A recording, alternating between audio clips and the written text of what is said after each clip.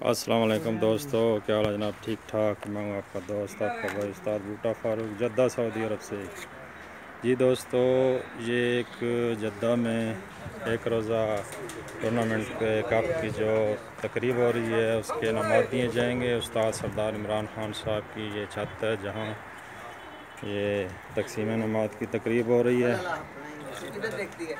देखें ये कप पड़े हैं और बहुत सारे लोग ऊपर उस्ताद जद्दा से आए हुए हैं तो इनाम देंगे।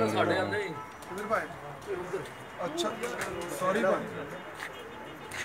देखें जी, माशाल्लाह बहुत बड़ी बड़ी शख्सियात आई हुई हैं माशाल्लाह।